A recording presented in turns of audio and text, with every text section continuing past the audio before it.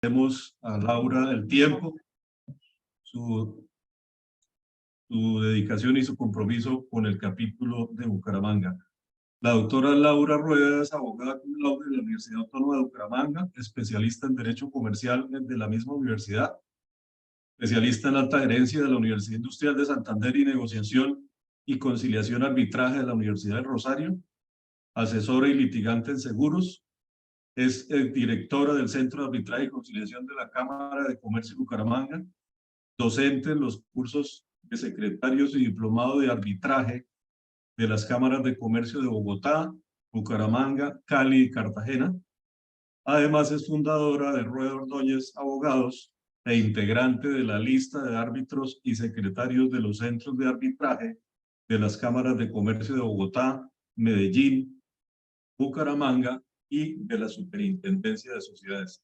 Doctora Laura, bienvenida nuevamente, el agradecimiento por su participación y la audiencia suya. Muchas gracias. Gracias, doctor Daniel, y bueno, buenas tardes para todos.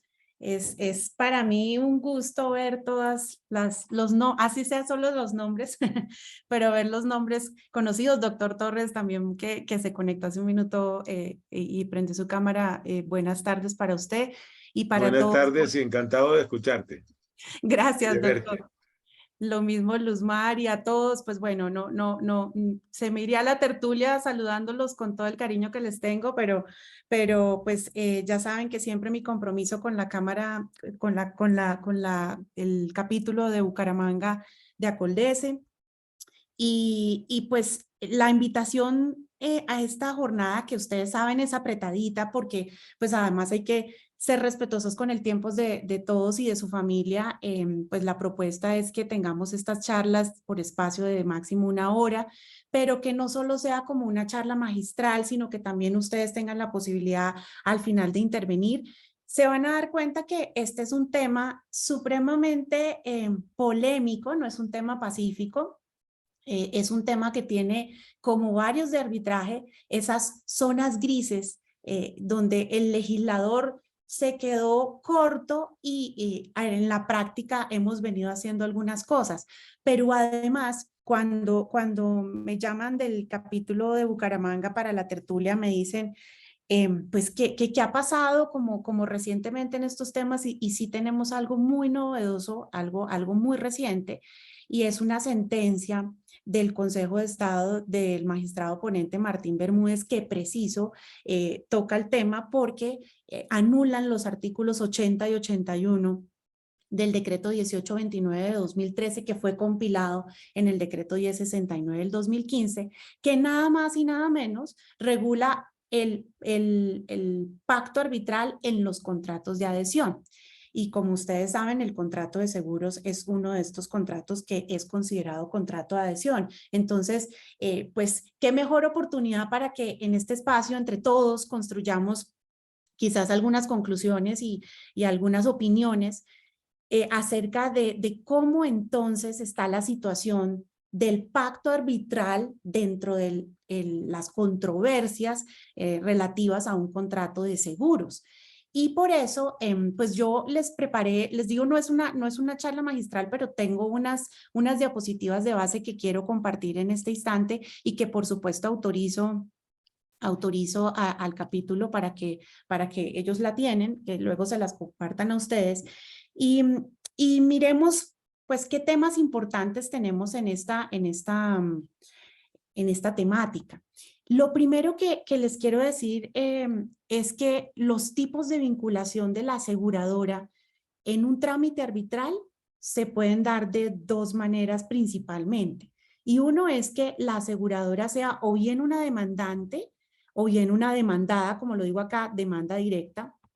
Puede ser que la aseguradora, si existió previamente un pacto arbitral, inicie un proceso arbitral o que le inicien en su contra un proceso arbitral. Pero acá lo pongo, supone siempre un pacto arbitral previo. Digamos que esto no ameritaría mayor explicación, pero Este foro, muchos de ustedes, quizás hay muchos muy expertos sin duda acerca del arbitraje, pero otros apenas estarán empezando en los temas arbitrales. Entonces no está de más explicarles que para poder acudir a la justicia arbitral, que es una justicia temporal y transitoria porque es un mecanismo alternativo de solución de controversias, se requiere de un pacto previo, de un acuerdo, de un contrato que se puede expresar a través de un compromiso o de una cláusula compromisoria. El compromiso es pues un acuerdo que celebran las partes donde el objeto único de ese contrato es no queremos que sea la justicia ordinaria o un juez ordinario el que resuelva nuestra controversia, queremos que sea un árbitro. Y eso es lo que va a decir el compromiso.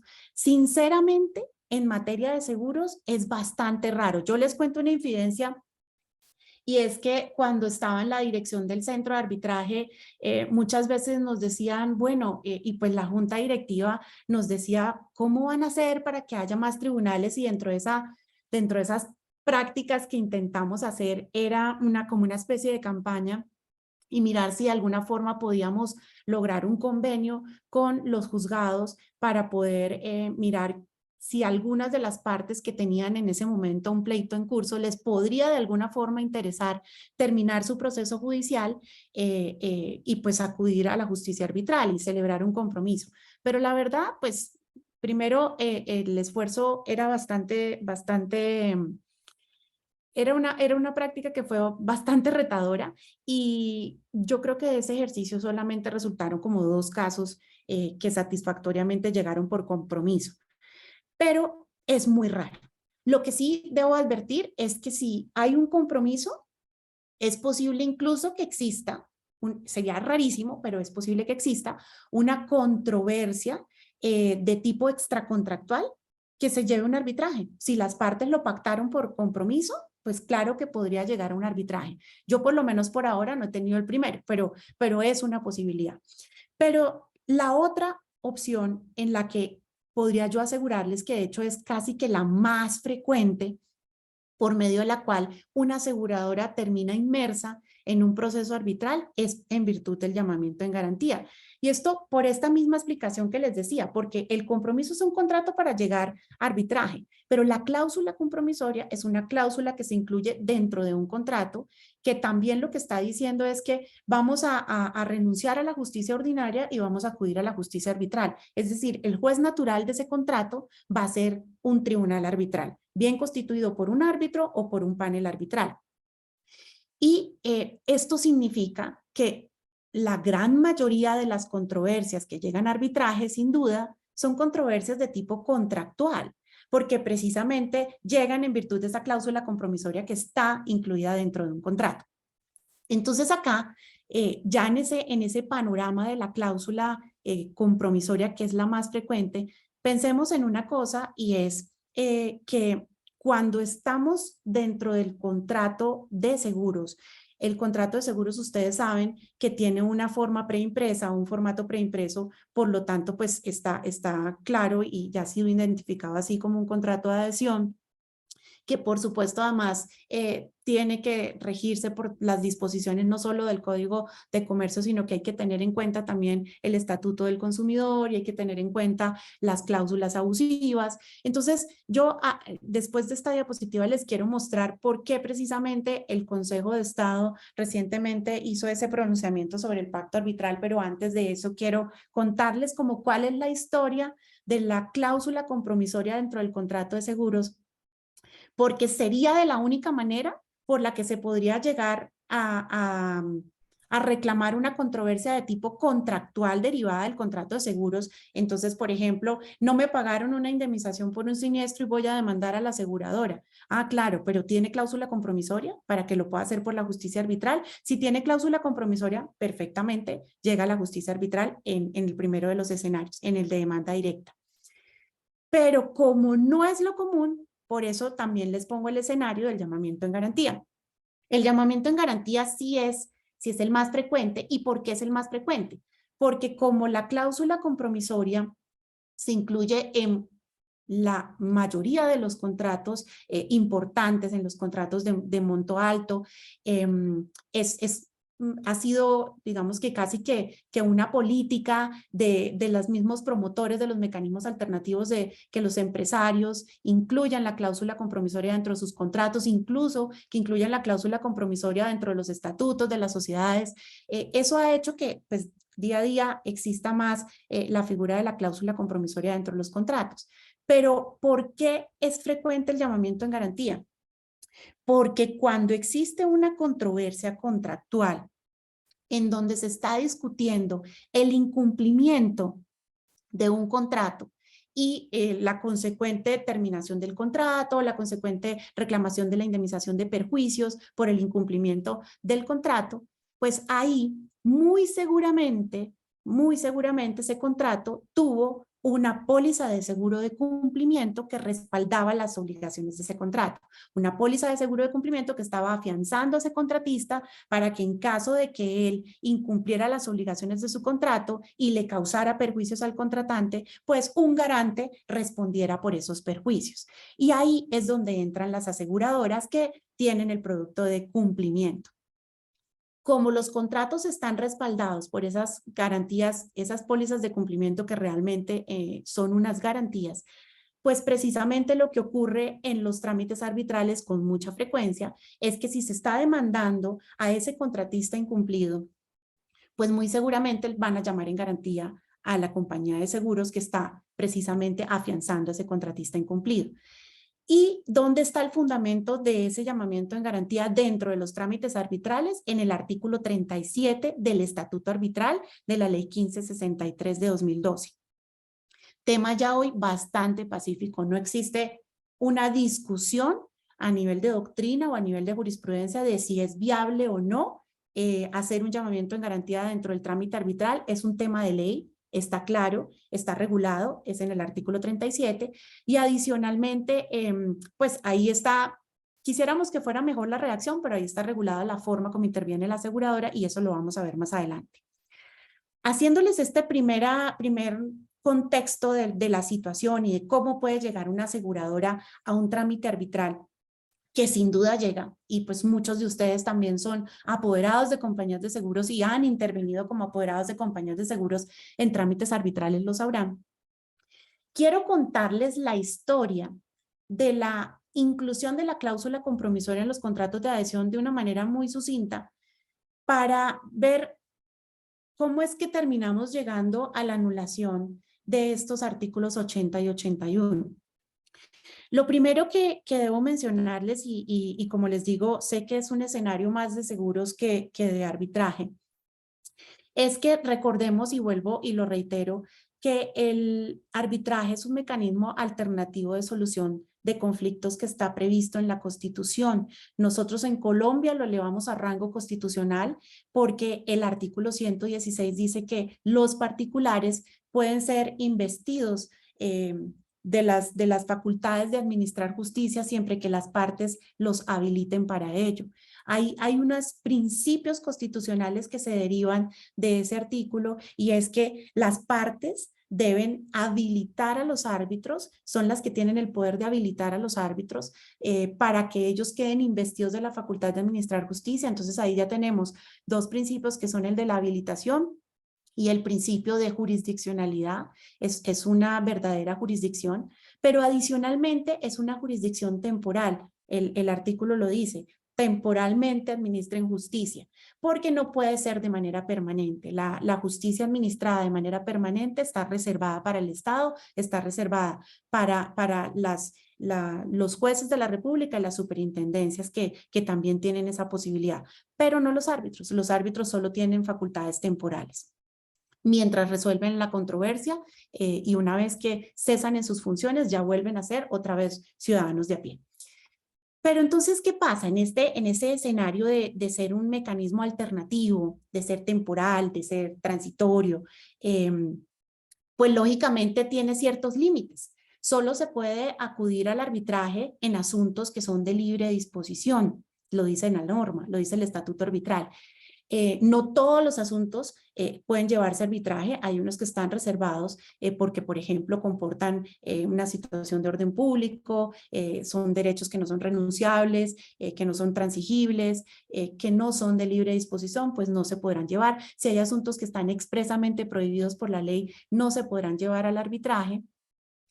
Y lo otro que sucede con el arbitraje es que ha existido pues una cierta discusión histórica acerca de la relación que hay entre incluir un determinado mecanismo de solución de conflictos en un contrato de adhesión. ¿Por qué?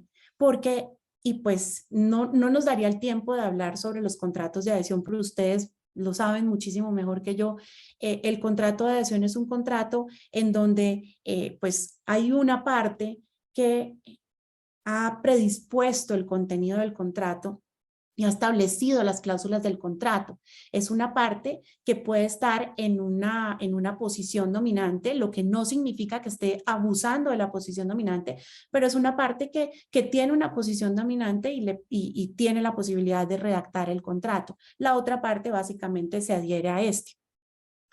Esos contratos son perfectamente válidos, ustedes ya también lo saben, y el hecho de que una de las partes, el hecho de que una de las partes tenga la posición dominante no quiere decir que por esa razón o por esa simple razón abuse de su posición. Luego, cualquier relación en ese sentido, en principio, es perfectamente válida, pero les cuento que la ley 1480 de 2011, que es el Estatuto del Consumidor, en el artículo 43, en el numeral 12, determinó consideró que la cláusula compromisoria dentro de un contrato de adhesión como el contrato de seguros, es decir, incluir la cláusula compromisoria dentro del clausulado general o dentro de las condiciones generales del contrato, era una cláusula abusiva. Lo estableció cuando redactó las cláusulas abusivas, dijo, eso es cuando se intente imponer cierto mecanismo de solución de controversias al consumidor, será una cláusula abusiva. ¿Y cuál es la consecuencia? Que eso es lo que precisamente decía el numeral 12 del artículo 43. La consecuencia de las cláusulas abusivas en contratos o en relaciones de consumo es la ineficacia de pleno derecho. Entonces, si se incluía una cláusula compromisoria dentro del condicionado general del contrato, ese que está predispuesto, que además se deposita en la superintendencia financiera, es una cláusula o era una cláusula ineficaz de pleno derecho en virtud de la ley 1480 de 2011. ¿Pero qué pasó? Llegó el estatuto arbitral, la ley 1563 de 2002, al año siguiente, y derogó dentro del capítulo de derogatorias, el artículo de derogatorias, derogó precisamente esa disposición y dijo, pues dentro de las derogatorias, el numeral 12 del artículo 43, es decir, que ya no se considera ineficaz de pleno derecho la cláusula compromisoria contenida en un contrato de adhesión. Pero entre una y otro se suscitaron diversas controversias, hubo muchos escenarios en donde los doctrinantes, en las conferencias, en los congresos, en las tertulias, en la circular básica de la superintendencia, se consideraba que efectivamente incluir la cláusula compromisoria era un tema bastante discutible porque, pues, en una situación de desbalance contractual, cómo imponerle a la otra parte que acuda al arbitraje, donde además el arbitraje tiene pues unos costos y pudiendo ese consumidor acudir a la justicia ordinaria sin tener que asumir unos honorarios o gastos por el trámite, en la justicia arbitral sí tiene que hacerlo. Entonces, lo que se cuestionaba, y la misma Super a través de la circular básica también decía que era ineficaz, es que se incluyera sin consultárselo al asegurado o al beneficiario, a ese tomador de ese contrato de seguro y decirle, mire, usted quiere incluir la cláusula compromisoria dentro del contrato. Y de toda esta discusión, ¿qué surgió? Lo que surgió es que en el año 2013 Miren que todo es con diferencia de un año, 2011, 2012, 2013. Se expide un decreto reglamentario, que es el decreto 1829 de 2013. Ese decreto, además de muchas otras cosas importantes en arbitraje, porque por ejemplo era el que regulaba las tarifas, en ese decreto había unas disposiciones especiales que se llamaba la cláusula, o se llamaba el pacto arbitral dentro del contrato de adhesión, dentro de los contratos de adhesión. Y que palabras más, palabras menos, que decía. Decía que en los contratos de adhesión era completamente válido incluir el pacto arbitral siempre que se hiciera en una modalidad de contrato de opción. Ese contrato antiquísimo, como de esa norma del año 53, y le establecía algunas reglas, decía cómo se pactaba, cómo iba a ser los tiempos, cómo iban a ser los términos. Decía que, por ejemplo, si se presentaba como una opción, entonces la otra parte tenía hasta máximo un año para que la aceptara, pero que también con el solo hecho de presentar la demanda ante un centro de arbitraje se entendía que la había aceptado. En fin, establecía toda una serie de reglas, pero toda esa discusión del inicio quedó relativamente en calma porque se decía, ok, entonces se derogó la disposición que la considera ineficaz, pero además se reglamentó y se reguló y se dijo, es válida siempre que se haga como un contrato de opción. Pero, ¿qué sucede? Que el 10 de junio de 2022, es decir, hace muy poco, el Consejo de Estado, les decía yo, magistrado ponente Martín Bermúdez, es una sentencia cortica, son 14 páginas que se las puedo compartir con las diapositivas. Sin embargo, si ustedes siguen Infosecretarial, la compartió el doctor Cárdenas por Infosecretarial recién salidita del horno en junio o en julio. Y lo que hizo el Consejo de Estado fue estudiar la exequibilidad de esos artículos, y lo primero que le discutía la contraparte, lo que discutía el Ministerio de Justicia era, pero espere un momento, es que el decreto 1829 de 2013 es un decreto que fue compilado totalmente en el decreto 1069 de 2015. Luego, todas esas disposiciones del 1829 están derogadas. Lo primero que hace el Consejo de Estado es decir, no, espere un momento. Ya se ha pronunciado en distintas oportunidades la Corte y ha dicho que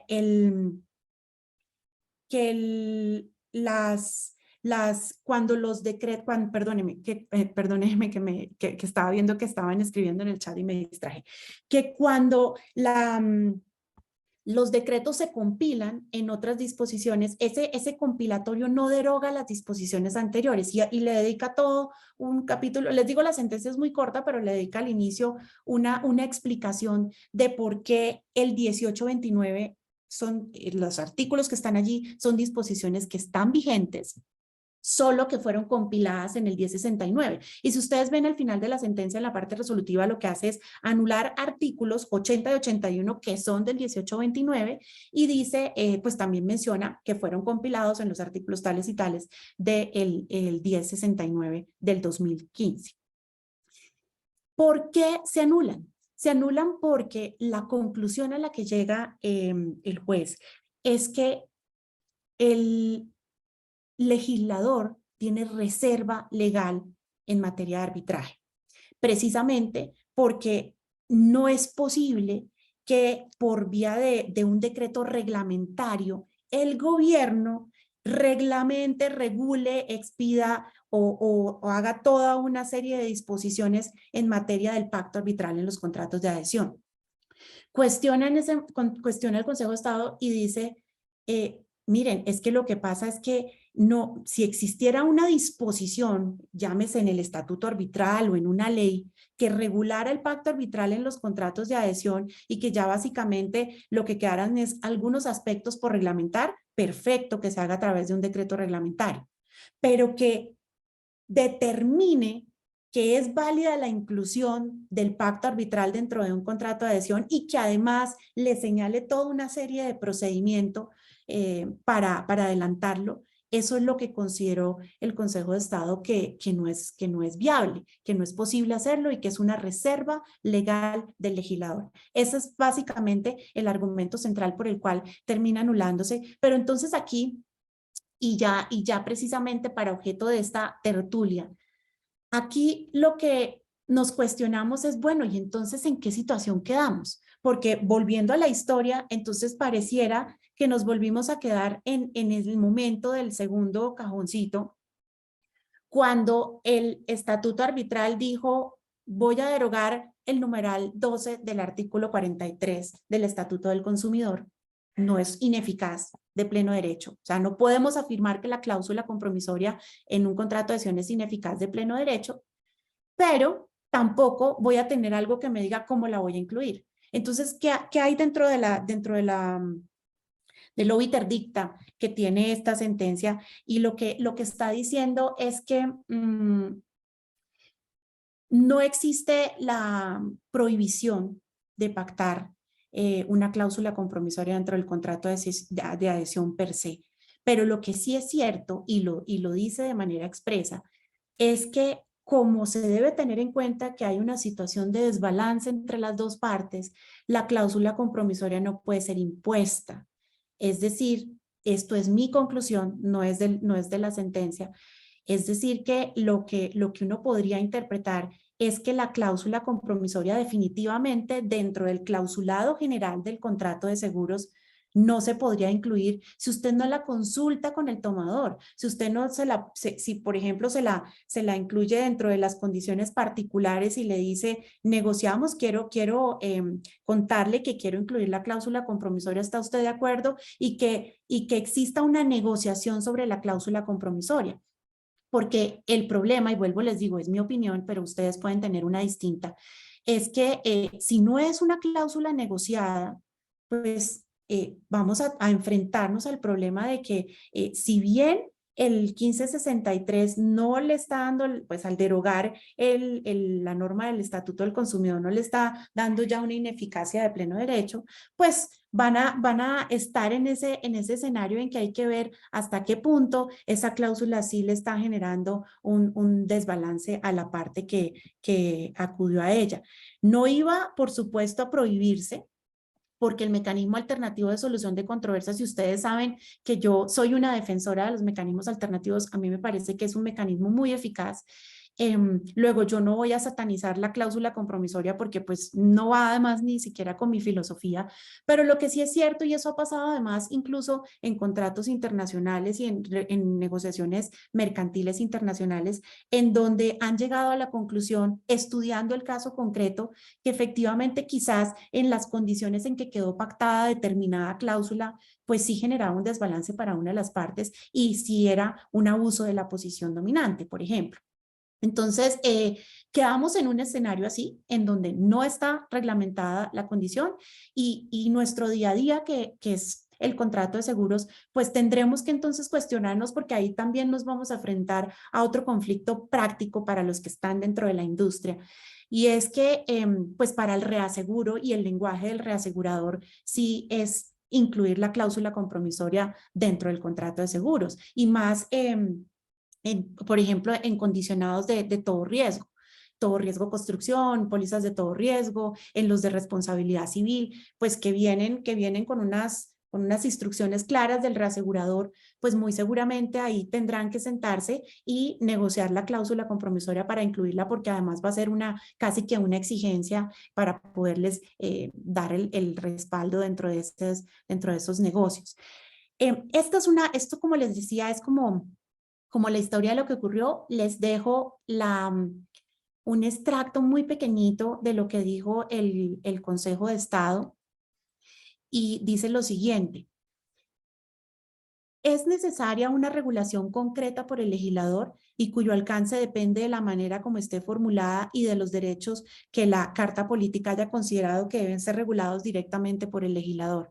Agrega la sentencia que en nuestra legislación no existe una regulación específica del arbitramiento en contratos de adhesión, y miren que resalta que el Estatuto Arbitral derogó el numeral 12 del artículo 43 de la Ley 1480 de 2011, es decir, está de todas maneras diciendo, ojo, yo no estoy diciendo que entonces sea ineficaz de pleno derecho. Pero bueno, cerrando un poco el tema de la sentencia y eso, pues ahora que tengamos el espacio para que ustedes y nosotros conversemos, hablemos un poquito de la otra modalidad, de la otra forma de intervención que además les dije que es la más frecuente, que es el llamamiento en garantía. Y ahí esta discusión que acabamos de ver, que si se incluye, que si no se incluye, pues esa sí que la solucionó el estatuto arbitral. Porque, ¿qué pasó con la intervención del llamado en garantía? El llamado en garantía, antes del estatuto arbitral, existía la duda de si pues, la duda no, existía la incertidumbre más bien, de que si la aseguradora llegaba, lo llamaban al proceso y ella decía, mire, es que yo la verdad no suscribí el pacto porque es que el contrato afianzado o el contrato garantizado tiene cláusula compromisoria, pero es que el contrato de seguros no. Entonces, pues, la verdad que a mí no me cobija ese pacto y yo no me siento adherido a los efectos de ese pacto y aquí yo no, señores árbitros, ustedes no tienen competencia para mi conflicto. Podía también suceder que pues la llamaban en garantía y no pagaba y pues el pleito seguía sin ella y pues no existía la posibilidad de que alguien pagara por ella. Pero el estatuto arbitral cambió todo esto. Hay una norma muy importante que es el parágrafo del artículo 37. Ese parágrafo ya está diciendo que la aseguradora pues no dice la aseguradora, dice la persona que haya garantizado las obligaciones de un contrato que tiene pacto arbitral queda vinculado a este, o sea, queda atado a los efectos de este pacto. Ahora se los leo exactamente como lo dice. Pero eso quiere decir que hoy esa discusión de que, mire, yo garanticé ese contrato que sí tiene cláusula compromisoria, pero es que mi contrato de seguros no la tiene, eso sí ya no lo podría decir jamás el asegurador porque queda atada a los efectos del pacto, queda vinculada al pacto. Ya ni siquiera como árbitros habría que decirle a la aseguradora que otorgó una póliza de cumplimiento en donde esa relación de haber garantizado las obligaciones de un contrato está clarísima. Ese es el evento más claro del parágrafo del artículo 37 y es una aseguradora que expidió una póliza de cumplimiento, estaba garantizando las obligaciones de un contrato, luego está dentro de ese escenario que no sería viable que los árbitros le dijeran, vamos a consultarle si usted se adhiere o no se adhiere al pacto y en caso de que no se adhiera, no, eso pasa con los litisconsortes necesarios, pero con este llamado en garantía en virtud de ese parágrafo, si usted como árbitro advierte que están llamando a una aseguradora que otorga una póliza de cumplimiento, pues básicamente no tiene que preguntarle si se adhiere o no al pacto. Ahí lo que dispone el artículo 37, y lo vamos a ver ahorita, es que se le sume una suma adicional en materia de honorarios a ese llamado en garantía. Pero les prometí que les iba a leer, como dice expresamente, para que ustedes lo vean. El 37 en su parágrafo dice así: cuando se llame en garantía a una persona que ha garantizado el cumplimiento de las obligaciones derivadas de un contrato que contiene pacto arbitral, aquella quedará vinculada a los efectos del mismo. Pues bien, acá un pequeño resumen de qué trae el estatuto arbitral en materia del llamamiento en garantía, de ese 37. Primero, hace una remisión expresa a las normas del Código General del Proceso. Luego, si ustedes quieren saber cómo se llama en garantía a una compañía de seguros, es lo mismo que como se llama en garantía en virtud del Código General del Proceso, artículos 64, 65 y 66. ¿Eso además qué significa? Porque el Código General del Proceso también tuvo una modificación en estos artículos, y es que hoy se requiere de una demanda, una verdadera demanda con todos los requisitos del artículo 82 y siguientes, incluso con juramento estimatorio. Lo otro que dice el estatuto arbitral es lo que les decía hace unos segundos, que los árbitros fijarán la cantidad adicional, y miren que lo pongo resaltado, a su cargo por concepto de honorarios y gastos del tribunal. Voy a mencionarlas todas y ahorita me detengo sobre cada una. Si el llamado no consigna, el proceso continuará y se decidirá sin su intervención, salvo que otra parte interesada pague. Esto de remitirse a las normas del código no es nuevo, del estatuto arbitral. En la normatividad anterior también estaba y también remitía al CPC. Lo que cambió fue el Código General, pero digamos que la remisión no. Lo de fijarle una suma adicional tampoco es nuevo. Eso también existía, siempre el llamado en garantía tenía una suma adicional. ¿Qué significa esto en efectos prácticos para los que están apenas arrancando en los temas arbitrales? Cuando uno tiene un trámite arbitral, los trámites arbitrales se pagan el 50% una parte, el 50% la otra. Y así funciona, se fija en la audiencia de conciliación, si fracasa, ahí seguido se fijan los honorarios y gastos. Pues resulta que cuando hay llamado en garantía, ¿qué hay que hacer? Hay que fijarle una suma adicional, no ese valor que pagaron 50-50 el demandante y demandado, porque en algún momento existía la duda de, ¿será que entonces al que lo llamó le distribuimos la partecita que a él le tocaba pagar para que pague su partecita él y la llamada en garantía? No, la norma es clara, suma adicional, por eso lo resalté. Es una suma diferente, nueva, que le fija el tribunal. Lo que pasa es que tendrá que el tribunal motivar de dónde la está tomando, porque pues toda providencia tiene que estar motivada. Entonces tendrá que justificar en razón de qué está fijando esa cuantía, si es en la razón de la complejidad, del valor asegurado, de las pretensiones concretas de la demanda y a eso le aplicó alguna de las tablas, pero tiene que motivar de alguna forma de dónde sacó esa suma adicional. Pero algo que sí es novedosísimo en el estatuto arbitral es que si la parte que llamó en garantía, si la aseguradora no paga, la parte que la llamó en garantía podría pagar por ella. Y de hecho, no solo la que llamó en garantía, de hecho puede ser la otra, porque dice la parte interesada pague. Entonces, quien quiera que esa aseguradora siga en el pleito, puede pagar por la aseguradora. Entonces aquí también ahora me pongo en el sombrero de asegurador. Y miren que en la posición en la que están es, primero, que ya no podrían alegar que no existe pacto arbitral porque pues están vinculados a los efectos del pacto, sí la garantizaron. Y estoy en el escenario de una póliza de cumplimiento. Lo otro es que pues tampoco pueden estar tan seguros de, bueno, pues yo no pago y si no pago se termina mi intervención y el proceso sigue sin mí. Sí, pero ¿y qué tal que paguen por usted? Entonces tienen que, dentro de la estrategia jurídica que planteen, tienen que tener contemplado dentro de la estrategia que es posible que alguien pague por ella. Y si alguien paga, sigue adelante en el proceso. También dice el estatuto arbitral que la existencia del pacto se puede probar conforme al parágrafo del artículo 3º. ¿Eso qué significa? Eso es en ese parágrafo del artículo 3º del estatuto arbitral lo que está diciendo es que si no se tiene la prueba del pacto, pues uno puede invocar la existencia del pacto y si dentro del término de traslado de la demanda no se dice nada, no se oponen, pues entonces se entiende válidamente probada la existencia del pacto. El estatuto arbitral en ese artículo 37 quiere que también aplique para el llamado en garantía. Ahí les transcribo en el segundo lo que ya les leí del parágrafo del artículo 37 y hay algo más, que ni las partes ni los reglamentos de los centros podrían prohibir la intervención de otras partes o terceros. Es decir, el tema del llamamiento en garantía, digamos que discusiones, como se los decía, no las hay. Y ya terminando, porque sé que nos queda poco tiempo, les quiero solo hacer como una mención de los aspectos más importantes de esa remisión que se hace al Código General del Proceso, y es que quien afirme tener derecho legal o contractual a exigir de otro la indemnización del perjuicio que llegare a sufrir, puede llamarlo en garantía. Quien afirme tener derecho legal o contractual a exigir de otro el reembolso total o parcial del pago que tuviera que hacer como resultado de la sentencia que se dicte en el proceso que promueva o que se le promueva.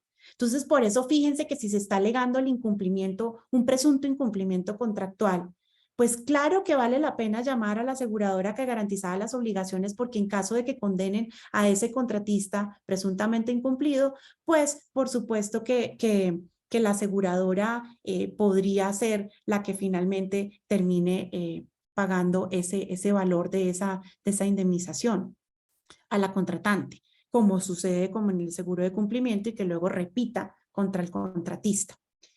Requiere demanda con todos los requisitos, ya lo dije, y se notifica personalmente al llamado, o sea, a la aseguradora, y el traslado va a ser un traslado igual al de la demanda inicial. Discúlpenme que esto sea tan rápido, pero pues tengo que dar espacio para preguntas y como les dije, pues no se trataba de una clase magistral, sino solo como de tocar algunos aspectos importantes. Pero quiero concentrarme en estas 4 preguntas más lo que hablábamos al inicio para que ahorita de pronto, si ustedes quieren hacer alguna intervención, alguna participación o tienen alguna inquietud. Estos son los temas que yo les digo que son grises. ¿Qué hacer cuando el tribunal es un tribunal del tope? Con esa suma a fijar a cargo del llamado. Les voy a dar mi posición, que como les digo, no es absoluta. Pues si usted tiene un límite legal que no se puede pasar de, hoy es en unidades de VTs, pero que son aproximadamente los mismos 1.000 salarios mínimos mensuales legales vigentes, para los honorarios de un árbitro, y pues ahí si son 3 van a ser los 3 honorarios de los árbitros más la mitad para el secretario y la mitad para el centro, pues ese es el techo y de ahí no se puede pasar. Luego, ¿cómo hace para fijar esa suma adicional? Pues no puede exceder un mandato de ley. Luego, mi criterio es que usted lo que tiene que hacer es que en ese escenario excepcional y obviamente motivándolo dentro de la providencia, tendrá que justificar que la suma fijada para el tribunal sí va a tener que repartirse ahora entre los, pues fijarle una porción a cargo del llamado en garantía y pues obviamente les va a disminuir quizás lo que tengan que pagar los otros, pero pues hay que fijarle algo a cargo del llamado en garantía. No creo yo que la solución sea, no, entonces el llamado no tendría que pagar nada, porque el legislador quería que se fijara una suma adicional a su cargo. Es mi criterio. Lo otro, puede intentarse la acción de subrogación de la aseguradora en el mismo tribunal. Y doctor Torres, menos mal que ya no tenemos tribunal corriendo, pero usted sí que conoce esta situación que la vivimos en un tribunal.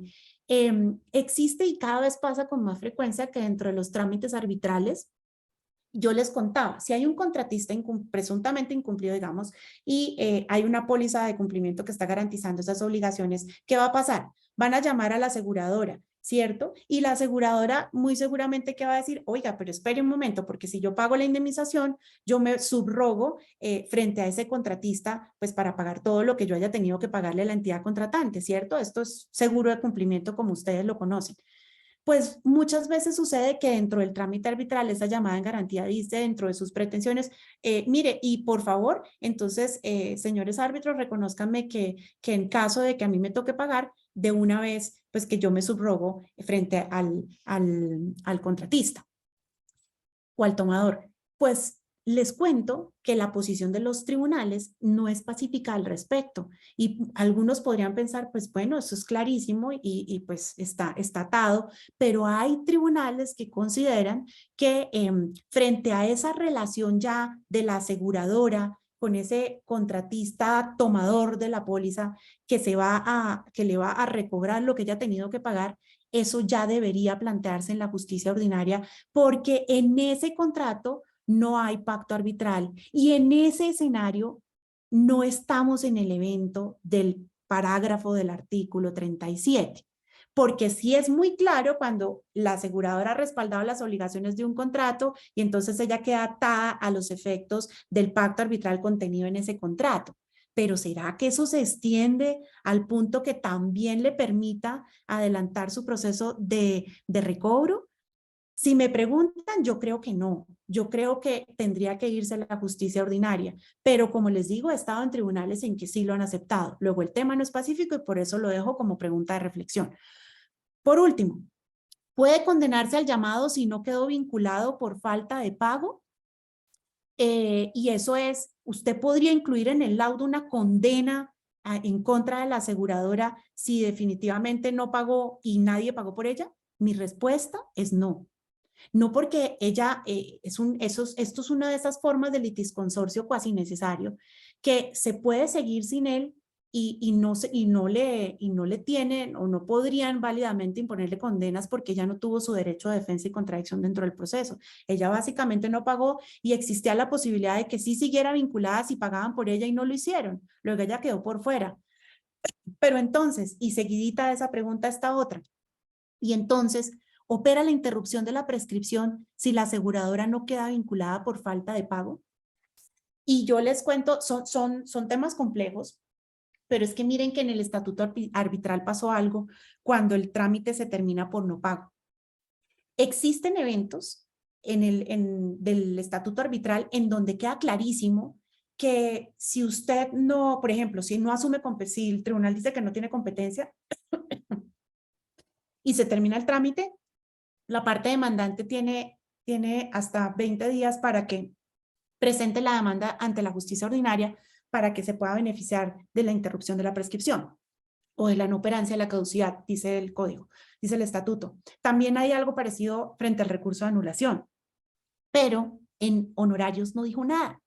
Cuando no se pagan los honorarios y gastos y el tribunal se termina y se extingue por no pago, ahí no dijo nada en relación de cuánto tiempo podría tener la parte interesada para ir a la justicia ordinaria para que esa demanda arbitral interrumpiera la prescripción. Entonces, haciendo esa similitud, yo digo, ¿será que entonces cuando la llamaron en garantía y resulta que no pagó y nadie pagó por ella, esa demanda de llamamiento en garantía interrumpe prescripción? Pareciera que no. Pero pues de esta forma les dejo formuladas estas preguntas de reflexión más la que hicimos al inicio y pues abro espacio para preguntas. Yo creo que acá nos decían que nosotros podríamos abrirles el micrófono, entonces quedaría atenta, pero pueden a viva voz hacer la pregunta o incluso comentarios que ustedes tengan. Entonces, adelante. Gracias, doctora Laurita. Por favor, si alguien tiene una pregunta, activamos la manita en reacciones dentro de la plataforma y les damos el uso de la palabra. Muchas gracias, Laura. Estupenda intervención la tuya y, como siempre, muy versada en los temas. Así que muchas gracias por tu exposición. No, yo simplemente quería hacer dos comentarios. El primero, en relación con la primera diapositiva, acerca de la demanda directa. Lo que he visto que sin existir la cláusula o el pacto arbitral en el contrato de seguro, demandan directamente a la compañía de seguros cuando deberían, en mi opinión, acudir el tema del llamamiento en garantía. Puede que después procesalmente los efectos no vayan a ser tan diferentes, pero sí parecería que no es la forma adecuada. Y conozco un caso de un tribunal arbitral que lo hizo y a mí me sorprendió francamente. El segundo comentario tiene que ver con el hecho de que normalmente estamos viendo que llaman en garantía a la compañía de seguros tanto el contratista como el contratante. Sí. Sí, yo creo personalmente que la finalidad del llamamiento, cuando lo hace el uno o cuando lo hace el otro, no puede ser la misma. Y en eso sí he visto muy equivocados, francamente, a la gran mayoría de los tribunales. Porque lo que dice el Código General del Proceso es que quien tiene derecho a que se le resarce el perjuicio que llegare a sufrir como consecuencia del llamamiento. Y si el que llama es el contratante, el perjuicio que llegare a sufrir como consecuencia del llamamiento es distinto al que llegare a sufrir el contratista. Y ahí me parece que se incurre en una confusión absolutamente enorme por parte de los tribunales, todo en aras de la famosa, digamos, economía procesal que quieren y terminan refundiéndose cosas que a mi juicio no debería ser. Y el tercer comentario que quería hacer es que quizás son más los tribunales de arbitramiento en donde se acepta el llamamiento para ejercer la subrogación que aquellos en los que no. Digamos, yo conozco solamente tal vez un caso que lo vivimos en que no se aceptó el llamamiento, pero en la mayoría de los otros tribunales o en todos los otros tribunales sí han sido, digamos, aceptados. Digamos que ahí, como opinión del litigante, es la que adhiero a lo que pongo en el escrito y no quiero entrar en el ejercicio académico, digamos, porque pues hay procesos, digamos, arbitrales andando y entonces pues por eso prefiero abstenerme de dar una opinión, pero evidentemente sí son muchos más y el argumento famoso de la economía procesal, digamos, al que acude tanto Hernán Fabio López y acuden algunos tratadistas, pues creo honestamente que podría tener sentido, así no encaje mucho la figura. Es que la figura yo creo que se ha estirado más de la cuenta. Alguna vez le oí, yo he sido árbitro, de manera que lo que voy a decir lo digo con el mayor de los respetos a todos los que han sido árbitros acá, pero alguna vez le oí a un famoso jurista y muy experto en arbitraje que decía que parte de la competencia del tribunal, uno de los argumentos de fondo es cuánto se van a ganar de honorarios. Entonces, eso a veces jala para atraer, digamos, a arbitraje asuntos que quizá no deberían ventilarse, digamos, en el arbitraje. Son esos tres comentarios y nuevamente felicitaciones, Laura. Gracias, doctor Torres, y gracias porque muy valiosos los aportes que has hecho, como siempre.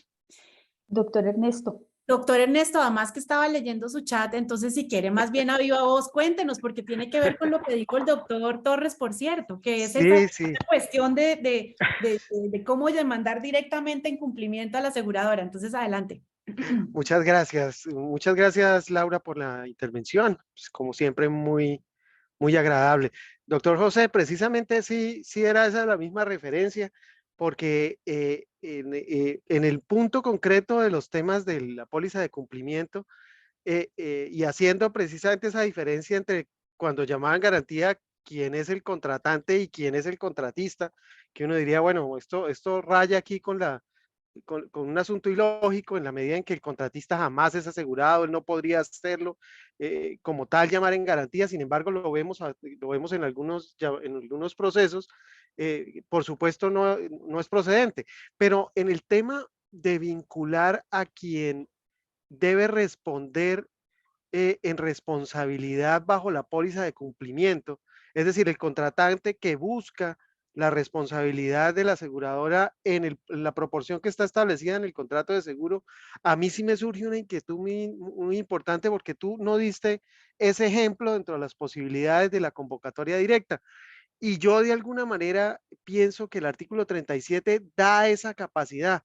Es decir, la compañía de seguros en cumplimiento está amparando un contrato que le da la obligación eventual de cumplir con esa obligación, y ese contrato es el que amparó. Entonces necesariamente adquiere una obligación de un contrato que tiene cláusula compromisoria y que la vincula para responsabilidad. Y llamarla en garantía no tendría mucho sentido, porque además de eso podríamos hablar de la vinculación para que ella pague en caso de que el otro no pague, cuando en realidad estamos hablando de un efecto directo. Yo, contratante, busco que la compañía aseguradora pague la proporción que se comprometió a hacer a través de la póliza de cumplimiento. Yo veo que la figura ahí, contrario a lo que decía el doctor José hace un momento, sí es de llamamiento, sí es directamente de demanda directa y no de llamamiento, porque el llamamiento pues tendría una connotación diferente, es decir, yo lo convoco para que pague, cuando aquí lo que yo le estoy convocando es para que responda por la obligación contenida en el contrato de seguro. Yo no sé si esa fue una omisión intencional de tu parte por la naturaleza del título del tema, o si te parece que es viable considerarla. No, claro que es viable. Es que lo que uno sí se cuestiona acá es, y espéreme, es lo que dice el 64, y son los eventos por los cuales se puede llamar en garantía, y dice: quien afirme tener derecho legal o contractual a exigir de otro la indemnización del perjuicio que llegare a sufrir. ¿El contratante sufre un perjuicio cuando el contratista le deja de pagar? ¿Cierto? Y tiene derecho a exigir de otro la indemnización, entonces tendría derecho a exigir la indemnización a la aseguradora, porque lo que está haciendo la aseguradora a través del seguro de cumplimiento es pagando los perjuicios derivados por el incumplimiento a favor del contratante, ¿o no? Y el otro evento es quien afirme tener derecho legal o contractual a exigir de otro el reembolso total o parcial del pago que tuviera que hacer como resultado de la sentencia que se dicte en el proceso que promueva o se le promueva. Y aquí sí, si el contratista es incumplido, al que van a condenar es al contratista. Luego yo creo que el escenario que tú planteas, Ernesto, de pronto sí estaría dentro del primer evento para que se llame garantía. O sea, y por eso yo ahí compartía la opinión del doctor Torres, que sería viable llamar en garantía para exigir la indemnización de otro del perjuicio que ella llegaría a sufrir. Claro que yo tengo ahí, lo que pasa es que yo he planteado el tema en los tribunales de arbitramiento y no siempre con éxito. defendiendo desde luego el interés de mi cliente. No De manera estamos que- en ningún tribunal ahorita, aclaro, no, afortunadamente. pero yo, digamos, lo que creo honestamente es que el llamamiento en garantía tiene sentido para que a uno le indemnicen los perjuicios que uno, digamos, llega a sufrir, los perjuicios que uno llega a sufrir, ¿sí? Pero como consecuencia de la demanda que uno interpone. O sea, cuando uno mira la historia de los llamamientos en garantía, es que tú interpones una demanda básicamente y lo que tú tienes que plantear son los perjuicios que tú llegas a sufrir Por la por demanda, ese, no por el por contrato. por esa demanda, por ese llamamiento. O sea, Ujú. no es por el tema del contrato, esa es la filosofía del llamamiento en garantía. Entonces yo creo que la posición del Entonces ahí contratante y estás de acuerdo con Ernesto. la posición del contratista son diferentes. O sea, puede que ambos puedan llamar, pero no para el mismo propósito. Es decir, el contratista es lógico que llame en garantía a la aseguradora porque si pierde, la aseguradora tendrá que pagar. De acuerdo. Pero el contratante, si va a llamar en garantía, teóricamente es para que si pierde el pleito, las costas se las pague aquel que en teoría tendría que pagárselas que el demandante está estimando que es en la aseguradora, aun cuando no le va a funcionar. Pero es que la finalidad es esa. Yo voy a causar unos perjuicios con la demanda. Entonces, páguemelos. Y eso no es lo que está viviéndose en los tribunales No. porque se está confundiendo y se está creyendo que contratante y contratista pueden pedir exactamente lo mismo de la aseguradora. Y eso creo que está mal. Sí, Creo que pues, está absolutamente mal. O sea, porque es que el asegurado, si quiere pedirle a la compañía de seguros, debería ir directamente contra ella, no por la vía del llamamiento en garantía. Pero en fin, esas tesis han sido derrotadas en la mayoría de los tribunales, quizá por razones puramente prácticas. Yo sí. no he hecho el ejercicio de escribir académicamente en eso.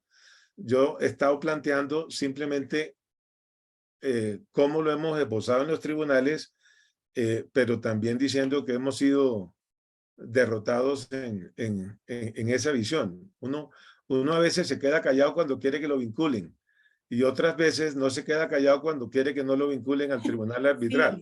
Sí, es Y difícil. Sí. entonces, y yo no puedo andar demasiado porque tengo varios tribunales en este momentico con esos enredos. Pero doctor Torres, encuentro un punto en común con el doctor Ernesto y es que digamos que si nos vamos al puro sentido de lo que sería el llamamiento de garantía, si les entiendo, es que en estricto sentido el contratante beneficiario de la póliza debería demandar directamente a la aseguradora porque es el beneficiario, pero no debería llamar en garantía porque es como acomodarle una figura que Así para pedir es.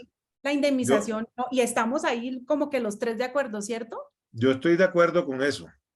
Sí, sí, porque es el beneficiario que no, como que ¿por qué por el llamamiento en garantía va a decir que el perjuicio que sufra, o sea, lo que yo expliqué, porque ese es el perjuicio que sufra con el proceso más no con el contrato. Y lo que cubre cumplimiento es el perjuicio sufrido Así es. por el incumplimiento del Así contrato. es. Entonces Sí. yo creo honestamente que muchos árbitros que no están familiarizados con el seguro han llegado a conclusiones equivocadas al hacer el análisis del llamamiento en garantía de las pólizas de seguros. Sí, Eso es lo que yo francamente cierto. creo, ¿no? Gracias, doctor. Doctor Ernesto, ¿satisfecho? Pues doctora Laurita, precisamente yo lo que quería dentro de esa hipótesis que tú manejaste en esa primera diapositiva era incluir esa posibilidad, es decir, analizar dentro de eso, pues Mm, en un trámite que hicimos aquí en Bucaramanga, se manejó bajo ese criterio. Y es más, como quien estaba demandando, pues lo estaba buscando con una muy importante intención porque la compañía a la cual estaba vinculando por incumplimiento estaba relativamente, o no, relativamente no, estaba insolvente.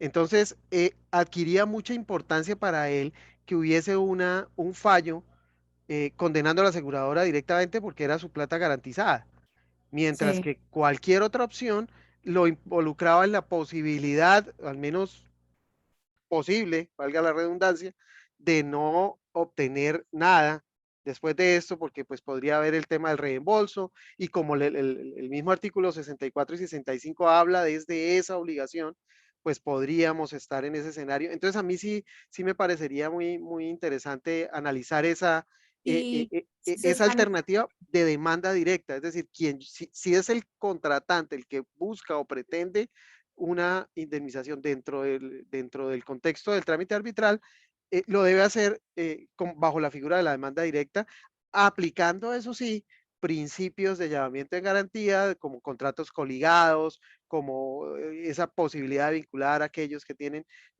para fines de lo que no es para parte fines, del contrato de seguro. Entonces, exacto, y hacerlo directo para poder decir, mire, este contrato que tiene la cláusula, yo lo garanticé o lo garantizó la aseguradora, y la aseguradora, al garantizarlo, se hizo parte obligada de intervenir dentro de estos procesos, y por lo tanto, señores árbitros, háganlo intervenir, háganlo parte, y que responda directamente dentro de este contexto.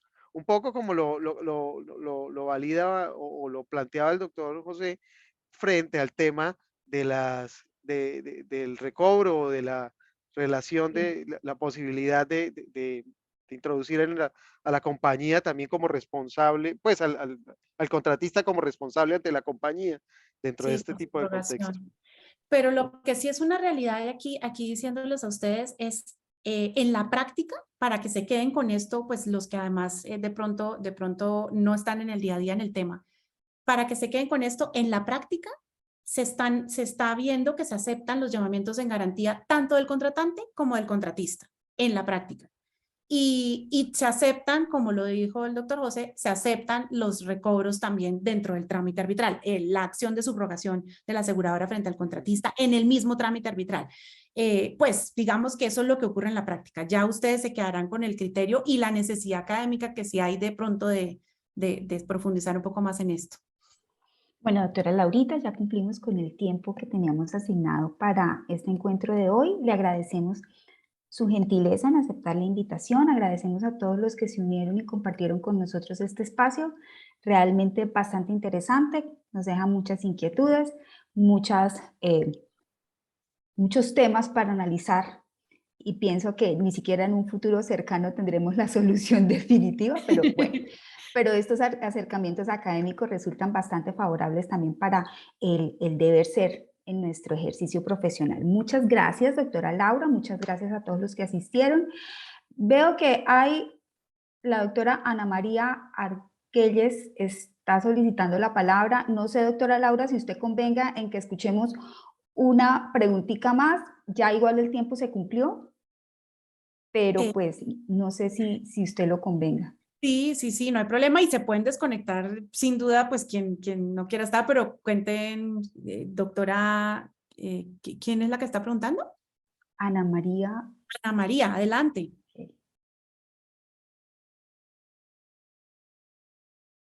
O de pronto ya era como haciendo una despedida, un aplausito. Estaba aplaudiendo, doctora Ana María. De acuerdo. Bueno, entonces, no siendo más, muchas gracias a todos nuevamente y esperamos pues contar con su asistencia en un próximo evento. Gracias de parte del capítulo Bucaramanga. Para nosotros fue importante pues incursionar en estas tertulias académicas que se hacen periódicamente por Acoldese, y pues nada, muy agradecidos con la doctora Laurita también por su intervención. Feliz noche para todos. Doctora Laura, muchas gracias nuevamente y gracias a todos por asistir. Buenas noches. Gracias, doctor Daniel. Mari, me alegra mucho. Chao, que estén muy bien. Cuídense mucho. Chao. Nos vemos en Santa Marta para conversar más. Ya nos vemos. Gracias. Chao. Chao.